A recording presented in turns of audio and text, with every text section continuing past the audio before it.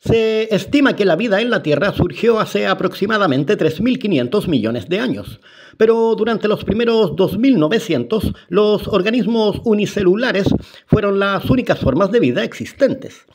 Dada la mortalidad inherente a cualquier organismo, la reproducción se convirtió en un mecanismo esencial para la supervivencia de las especies. En este contexto, la reproducción asexual fue la primera en evolucionar. Este proceso, que aún persiste en algunas formas de vida, consiste en la creación de una copia genética idéntica del progenitor, sin necesidad de una pareja.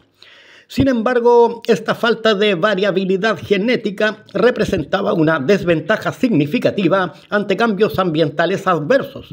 La ausencia de diversidad genética limitaba la capacidad de adaptación y aumentaba la vulnerabilidad de las poblaciones.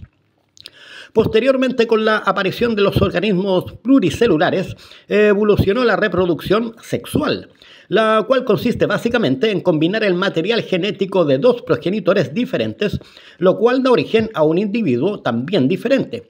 Aunque hereda los genes de ambos progenitores en partes iguales, su código genético es único.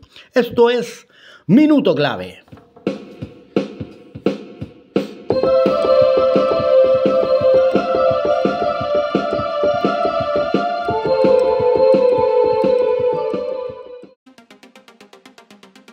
En primer lugar, los agentes patógenos como virus, bacterias y hongos evolucionan para infectar a huéspedes específicos y solo pueden infectar a un organismo si pueden unirse a los receptores de sus células.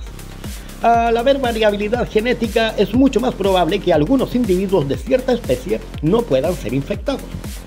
Por ejemplo, hay algunas personas que son más resistentes o incluso inmunes a algunas cepas del VIH, cosa que claramente no ocurriría si fuéramos todos iguales. Además, en las poblaciones genéticamente diversas, la selección natural actúa sobre ellas y en muchas especies las hembras eligen a los machos con las mejores características genéticas para asegurar una descendencia más fuerte. Entonces, los individuos con características que les otorgan una ventaja en su entorno tienen más probabilidades de reproducirse. Si se reproducen preferentemente estos individuos, existe más chance de que la descendencia también cumpla con estas características. La reproducción tanto asexual como sexual son los mecanismos fundamentales que aseguran la continuidad de las especies. La reproducción sexual se caracteriza por un proceso unificado que implica la combinación de material genético de dos progenitores. A diferencia de la reproducción asexual, en la reproducción sexual el mecanismo es siempre en esencia el mismo, aunque puede desarrollarse de diferentes formas. La reproducción asexual, en cambio, se manifiesta a través de una diversidad de mecanismos, cada uno adaptado a las necesidades específicas de diferentes organismos. La reproducción sexual, si bien es un sistema unificado, puede manifestarse de diversas formas. Seguramente lo primero que se nos viene a la mente es la imagen de un macho que copula con la hembra y le deposita su esperma, la fecunda y la embaraza. Pero esto no es siempre exactamente así. Para empezar, no siempre hay penetración. La mayoría de los peces y también de los anfibios anuros fecunda externamente sus gametos. La hembra deposita sus huevos y el macho la esperma en lo que sería una especie de nido. Y no, esto no es lo que parece. Si bien están uniendo sus gametos, la fecundación es externa. Este proceso se conoce como amplexus y consiste en que el macho se aferra a la espalda de la hembra para facilitar la fecundación fuera del cuerpo de ambos. Por otro lado, en algunas especies, como la mayoría de los caracoles terrestres, los individuos son hermafroditas. Esto significa que cada individuo tiene ambos sexos. Por ende, ambos gametos, esperma y óvulos. Sin embargo, no pueden reproducirse solos, necesitan otro individuo para fecundarse mutuamente. Este intercambio de esperma es fundamental para su reproducción, y esto ocurre no solo en caracoles, sino también en lombrices de tierra, algunas esponjas de mar y tenias. Estos últimos parásitos en algunos casos pueden autofecundarse. Hay que aclarar que la autofecundación en organismos hermafroditas no produce descendencia genéticamente idéntica al progenitor, como ocurre en la reproducción asexual. Los organismos de los que se habló recientemente son hermafroditas simultáneos, es decir, poseen ambos gametos a la vez. Pero la diversidad no termina aquí, también encontramos hermafroditas secuenciales. Un caso muy particular es el de los peces payaso, los cuales nacen todos como machos, pero tienen la capacidad de convertirse en hembras. El individuo dominante, que es el de mayor tamaño, se convierte en hembra. El segundo más grande del cardumen toma el papel de macho dominante. Si la hembra muere, es el macho dominante quien se transforma en hembra. También son hermafroditas secuenciales algunos caracoles marinos, los peces loro y algunas especies de crustáceos. El de los caballitos de mar es un caso muy particular. Y no son hermafroditas, su singularidad radica en que en esta especie es el macho quien se embaraza. La hembra deposita sus óvulos en la bolsa incubadora del macho, una estructura especializada en su abdomen. Allí, el macho fertiliza los óvulos con su esperma y los incuba hasta que las crías están listas para nacer. Cabe señalar que esto no es un embarazo en el estricto sentido de la palabra. En los mamíferos, el embarazo implica la formación de una placenta, un órgano que proporciona nutrientes y oxígeno al feto.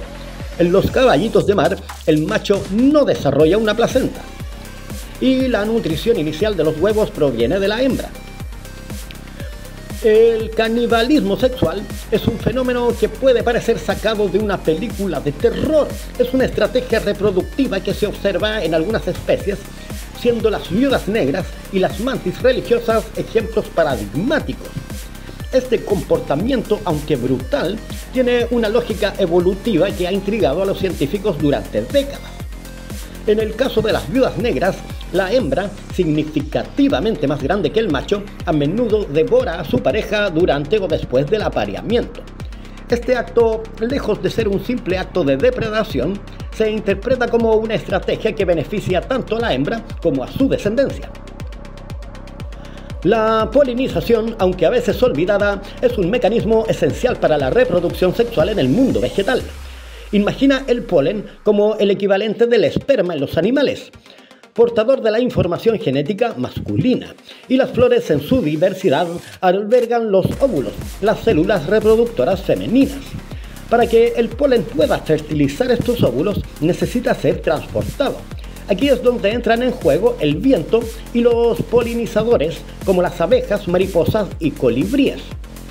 Estos visitantes, atraídos por el néctar, recogen el polen de una flor y lo llevan a otra, permitiendo que el proceso de la fecundación ocurra. Si te gusta el contenido de Minuto Clave, regálame un me gusta, suscríbete al canal y activa la campanita para que puedas estar informado oportunamente sobre nuevos videos.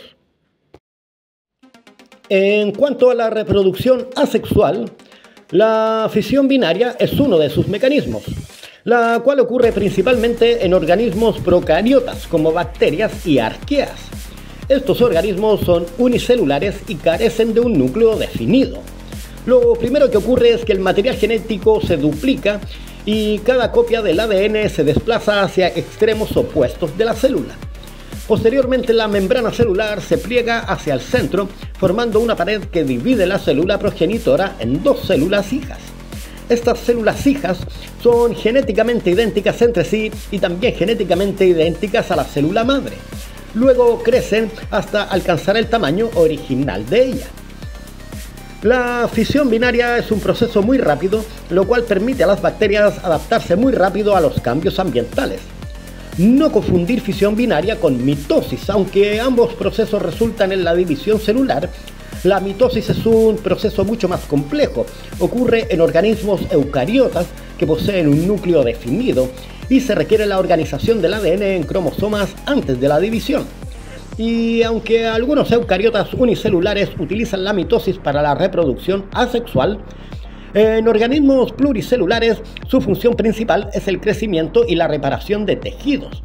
De hecho, tu propio crecimiento y la cicatrización de tus heridas se llevó a cabo a través de la mitosis. Otra forma de reproducción asexual es la gemación, que es un proceso mediante el cual se forma una protuberancia o yema en el organismo del progenitor. La yema crece y se desarrolla replicando su material genético. Al adquirir la madurez suficiente, la yema puede separarse del progenitor, como es en el caso de las levaduras y de las sidras. Pero esta separación no siempre ocurre. Los corales, por ejemplo, pueden reproducirse a través de la gemación, pero en este caso el nuevo individuo no solo permanece ahí, sino que además repite el proceso, formando una cadena que puede derivar incluso en un arrecife de coral. La fragmentación es una forma de reproducción asexual en la que un organismo se divide en dos o más partes, cada una de las cuales puede regenerar un individuo completo. Este proceso es particularmente notable en las estrellas de mar, aunque no todas las especies de ellas tienen esa capacidad. La fragmentación puede ocurrir debido a daños físicos, depredación o en algunas especies incluso intencionalmente. Sin embargo, es necesario que cada fragmento contenga una porción del disco central de la estrella de mar para que la regeneración sea exitosa. Si se corta un brazo de una estrella de mar que incluye parte de su disco central, tanto el brazo cortado como el resto del cuerpo pueden regenerar las partes faltantes, resultando en dos estrellas de mar completas. La esporulación es otro método de reproducción asexual, común en hongos, algas y algunas plantas. A través de este proceso, el organismo progenitor produce esporas, células reproductivas diminutas y ligeras, dentro de estructuras llamadas esporangios. Cuando las esporas maduran, se liberan y se dispersan por el ambiente. Si una espora cae en un lugar favorable, germina y se desarrolla en un nuevo individuo, genéticamente idéntico al progenitor. Este método permite una rápida proliferación y colonización de nuevos entornos, como vemos en el moho, por ejemplo. Otro método de reproducción asexual es la reproducción vegetativa, donde nuevas plantas crecen a partir de partes no especializadas como tallos, raíces u hojas. Es un proceso eficiente para colonizar rápido nuevos ambientes. Ejemplos incluyen esquejes de rosas, tubérculos de papas y rizomas de jengibre. Los humanos suelen valerse de este método para propagar cultivos y jardines. La apomixis es otra forma de reproducción asexuada, en que el embrión se desarrolla a partir de una célula no fecundada del óvulo, lo que resulta en la formación de semillas genéticamente idénticas a la planta madre. Este proceso evita la fecundación, lo que significa que la descendencia es un clon de la planta progenitora. Lo que se llama apomixis en los vegetales puede ocurrir también con organismos del reino animal, pero en este caso se llama partenogénesis. La partenogénesis es un tipo de reproducción asexual en la que un óvulo se desarrolla en un nuevo individuo sin ser fecundado por espermatozoides. La lagartija cola de látigo es una especie en la cual los machos no existen. La hembra no necesita ser fecundada y produce copias idénticas a ella. Sus hijas son también todas hembras, genéticamente la misma hembra. Ciertas especies de insectos como algunas avispas, hormigas y fásmidos, estos que son conocidos como palotes, también pueden tener poblaciones enteramente femeninas que se reproducen por partenogénesis. Las abejas también pueden reproducirse vía partenogénesis, aunque se podría decir que tienen un sistema mixto de reproducción, ya que los huevos pueden ser fecundados o no por el macho o zángano. Los huevos fecundados dan origen a hembras y los no fecundados dan origen a machos. Cada estrategia, cada adaptación es un testimonio de la increíble capacidad de la vida para adaptarse y prosperar en un mundo en constante cambio. Y aunque a veces nos encontremos con procesos que desafían nuestra comprensión, debemos recordar que la naturaleza siempre encuentra su camino. Así que la próxima vez que vean una flor, una abeja o incluso una estrella de mar, recuerden la increíble historia de reproducción que se esconde detrás de su existencia. Porque en cada uno de ellos, en cada uno de nosotros, reside la chispa de la vida, transmitida a través de generaciones, un legado que continúa escribiéndose con cada nuevo nacimiento.